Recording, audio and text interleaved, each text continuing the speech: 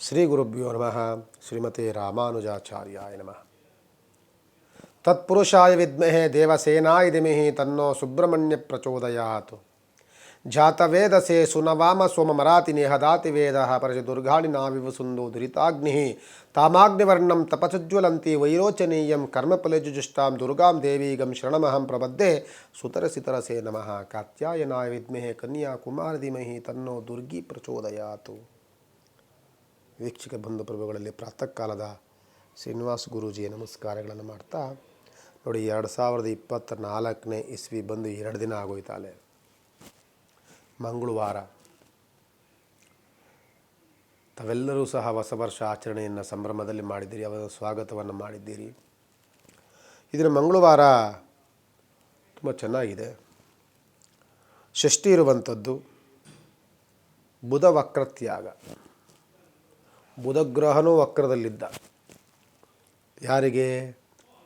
ಧನುಸ್ ರಾಶಿಯವರಿಗೆ, ಮೇಷರಾಶಿಯವರಿಗೆ, ಕರ್ಕಾಟಕ ರಾಶಿಯವರಿಗೆ, ವೃಶ್ಚಿಕ ರಾಶಿಯವರಿಗೆ ಬುಧ ವಕ್ರದಲ್ಲಿದ್ದ.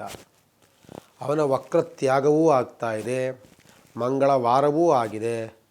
ಸುಬ್ರಹ್ಮಣ್ಯ ಸ್ವಾಮಿ ಧ್ಯಾನವನ್ನು ಮಾಡಿ. ನಿನ್ನೆ ದಿನ ಶಿವನ ಧ್ಯಾನವನ್ನು, ಗಣಪತಿಯ ಧ್ಯಾನವನ್ನು ಮಾಡಿದ್ದೀರಿ. ಈ ದಿನ ಸುಬ್ರಹ್ಮಣ್ಯ ಷಷ್ಠಿ ಇರುವಂಥದ್ದು. ಮಂಗಳವಾರವೂ ಬಿದ್ದಿದೆ. ಮಂಗಳವಾರ ಷಷ್ಠಿ ಬಂದಾಗ ನೀವು ಖಂಡಿತವಾಗಿ ಯಾರನ್ನೂ ಕೇಳಬೇಕಾಗಿಲ್ಲ. ಸುಬ್ರಹ್ಮಣ್ಯ ಸ್ವಾಮಿ ಆರಾಧನೆ ಮಾಡಿ. ಆರೋಗ್ಯಕ್ಕೆ ಕಾರಕ ಅವನೇ. ನಮಗೆ ಆರೋಗ್ಯ ಚೆನ್ನಾಗಿರಬೇಕು ಅಂದರೆ ಅವನ್ನ ಇಟ್ಕೊಳ್ಬೇಕು. ಮದುವೆ ಮುಂಜೆಗಳಾಗ್ತಾನೇ ಇಲ್ಲ, ಸುಮ್ಮನೆ ನಿಂತು ಹೋಗ್ತಿದೆ, ಅಡೆತಡೆಗಳಾಗ್ತಿದೆ, ತೊಂದರೆಗಳು ತಾಪತ್ರಗಳು ಜಾಸ್ತಿ ಇದೆ ಅಂದರೆ ಅವನ್ನ ಇಟ್ಕೊಳ್ಬೇಕು.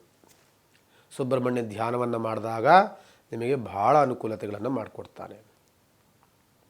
ನೋಡಿ, ಈ ದಿನ ಮೇಷರಾಶಿ ತುಂಬ ಚೆನ್ನಾಗಿದೆ.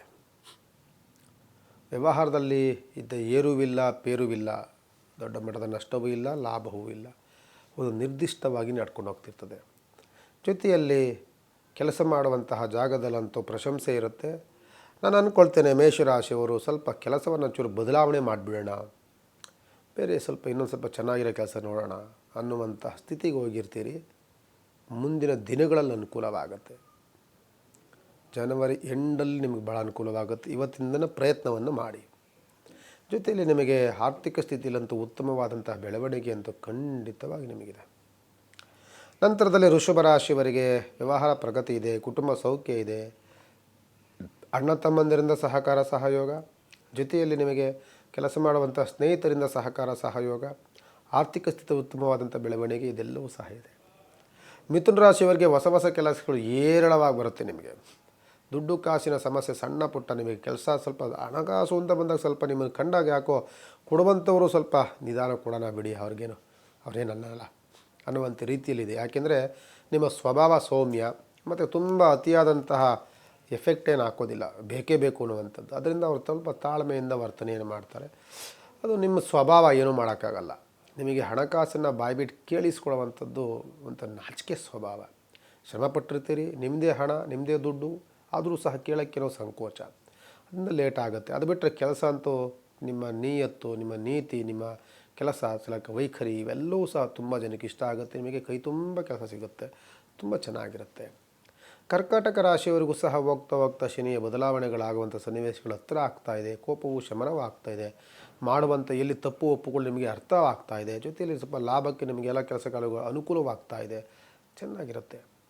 ನಂತರದಲ್ಲಿ ಸಿಂಹರಾಶಿಯವರೆಗೂ ಸಹ ನಿಮಗೆ ಸ್ವಲ್ಪ ಹಿಂದೆ ಮಾತನಾಡೋರು ಇರ್ತಾರೆ. ಆದರೆ ನಿಮಗೆ ಹಣಕಾಸಿನ ಅನುಕೂಲ, ಕೋರ್ಟು ಕಚೇರಿಗಳೇ ಜಯದ ವಾತಾವರಣ ಖಂಡಿತ ನಿಮ್ಮದೇ ಆಗುತ್ತೆ.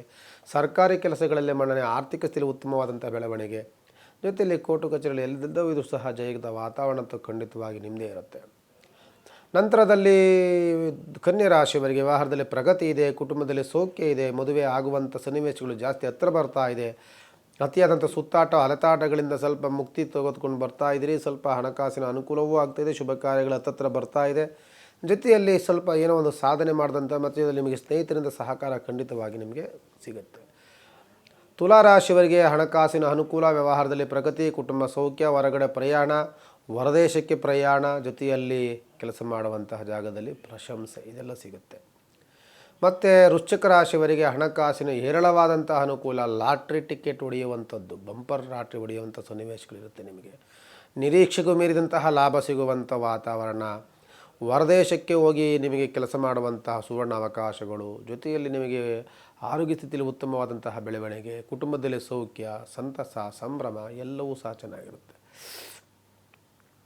ಧನುಸ್ಸು ರಾಶಿಯವರಿಗೆ ಸ್ವಲ್ಪ ನೆಗಡಿ, ಶೀತ, ಕೆಮ್ಮು ಇದೆಲ್ಲವೂ ಸಹ ಬಳಲ್ತಾ ಇರ್ತೀರಿ. ಸ್ವಲ್ಪ ಯಾಕೋ ಬೇಸರದಲ್ಲೂ ಇರ್ತೀರಿ. ಆದರೆ ಮುಂದಿನ ದಿನಗಳಂತಂತೂ ಒಂದೊಂದಾಗಿ ನಿಮಗೆ ಉತ್ತಮವಾದಂತಹ ಲಾಭ ಸಿಗ್ತಾ ಹೋಗ್ತಾ ಇರ್ತದೆ. ಓದುವಂಥ ಮಕ್ಕಳಿಗೆ ಸ್ವಲ್ಪ ಡಿಸ್ಟರ್ಬ್ ಇದೆ. ಸ್ವಲ್ಪ ಕಾಲಾವಕಾಶಗಳು ಕೊಡಿ, ಅನುಕೂಲವಾಗುತ್ತೆ. ಕೇವಲ ಒಂದೇ ಒಂದು ವಾರ ಸಾಕು, ಬದಲಾವಣೆಗಳಂತೂ ಖಂಡಿತವಾಗುತ್ತೆ. ಯಾಕೆಂದರೆ ಒಂದು ಗ್ರಹ ಅಂತೂ ಬದಲಾವಣೆ ಆಗುತ್ತೆ. ಚಂದ್ರಗ್ರಹ ಅಲ್ಲಿಂದ ಬದಲಾವಣೆ ಆಗಿಬಿಡ್ತಾನೆ. ಆವಾಗ ಸೂರ್ಯನು ಅನಂತರದಲ್ಲಿ ಬದಲಾವಣೆ ಆಗ್ತಾನೆ. ಹೋಗ್ತಾ ಹೋಗ್ತಾ ಸ್ವಲ್ಪ ನಿಮಗೆ ಆಗ್ತಾ ಹೋಗುತ್ತೆ. ಸ್ವಲ್ಪ ಅವಕಾಶಗಳು ಬೇಕು. ಸದ್ಯಕ್ಕಂತೂ ಕಿರಿಕಿರಿ, ಆರೋಗ್ಯದಲ್ಲಿ ವ್ಯತ್ಯಾಸ ಅಂತೂ ತುಂಬ ಬಾಧಿಸ್ತಾ ಇರುತ್ತೆ. ನಂತರ ಮಕರ ರಾಶಿಯವರಿಗೆ ಸ್ವಲ್ಪ ಕೋಪದ ವಾತಾವರಣ ಜಾಸ್ತಿ ಇದೆ. ಜೊತೆಯಲ್ಲಿ ತಂದೆ ತಾಯಿಗಳಿಂದ ಬುದ್ಧಿಮಾತುಗಳು ಚೆನ್ನಾಗಿ ನಡೀತಿದೆ. ಹೈನುಗಾರಿಕೆ, ಜೊತೆಯಲ್ಲಿ ರೈತಾಪಿ ಜನಗಳು, ಭತ್ತ ಮತ್ತು ರಾಗಿ, ಜೊತೆಯಲ್ಲಿ ಹಣ್ಣು ಹಂಪಲುಗಳು, ಜೊತೆಯಲ್ಲಿ ಹೂವದ ಬಿಸ್ನೆಸ್ಸು, ಇದೆಲ್ಲರಿಗೂ ಸಹ ಒಂದು ರೀತಿಯಾದಂತಹ ಲಾಭಕ್ಕೆ ತಿರುಗುವಂಥ ಸನ್ನಿವೇಶಗಳು ಮಕರ ರಾಶಿಯವರಿಗಿರುತ್ತೆ.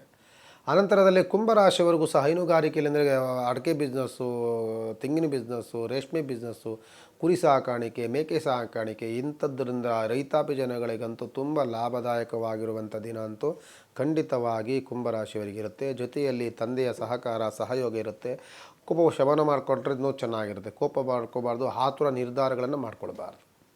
ನಂತರದಲ್ಲಿ ಮೀನರಾಶಿಯವರಿಗೆ ವ್ಯವಹಾರದಲ್ಲಿ ಪ್ರಗತಿ ಇದೆ, ಕುಟುಂಬದಲ್ಲಿ ಸೌಖ್ಯ ಇದೆ, ವ್ಯವಹಾರದಲ್ಲಿ ಉತ್ತಮವಾದಂತಹ ಲಾಭ ಇರುತ್ತೆ. ಅತಿಯಾದಂಥ ಸುತ್ತಾಟವೂ ಇದೆ, ಅದರಿಂದ ತೃಪ್ತಿಕರ ವಾತಾವರಣವೂ ಇದೆ. ಜೊತೆಯಲ್ಲಿ ಸ್ವಲ್ಪ ಆಯಾಸ, ವಿಶ್ರಾಂತಿ ತೆಗೆದುಕೊಳ್ಬೇಕು ಅಂತ ಮನಸ್ಸನ್ನು ಮಾಡ್ತೀರಿ. ನಿಮ್ಮದು ಯಾವುದಾದ್ರೂ ಊರುಗಳು, ಗ್ರಾಮಗಳು, ನಿಮಗೆ ಎಸ್ಟೇಟ್ಗಳು, ಮತ್ತೊಂದು ಮಗದೊಂದು ಏನಾದ್ರು ಇದ್ದರೆ, ಅಂದರೆ ಸಂಬಂಧಿಕರ ಮನೆಗಳಿದ್ದರೆ 1-2 ದಿನ ರೆಸ್ಟ್ ಮಾಡ್ಕೊಂಬರೋಣ ಅಂತ ಮನಸ್ಸನ್ನು ಮಾಡ್ತೀರಿ. ಚೆನ್ನಾಗಿರುತ್ತೆ. ಮಂಗಳವಾರ ಸ್ವಲ್ಪ ದೇವಸ್ಥಾನಕ್ಕೆ ಹೋಗಿ ಸುಬ್ರಹ್ಮಣ್ಯನ ಪ್ರಾರ್ಥನೆ ಮಾಡ್ಕೊಂಡು ಬನ್ನಿ, ಅನುಕೂಲವಾಗುತ್ತೆ ಅಂತ ಹೇಳ್ತಾ ನಾಳೆ ದಿನ ಸಿಗೋಣ, ಮಿಕ್ಕಿದ ಮಾತನಾಡೋಣ ಅಂತ ಹೇಳ್ತಾ ಇದರಿಂದ ಕಾರ್ಯಕ್ರಮಕ್ಕೆ ಮಂಗಳವನ್ನಾಡ್ತೇನೆ. ಭಗವಂತ ನಿಮ್ಮೆಲ್ಲರಿಗೂ ಸಹ ಒಳಿತನ್ನು ಮಾಡಲಿ.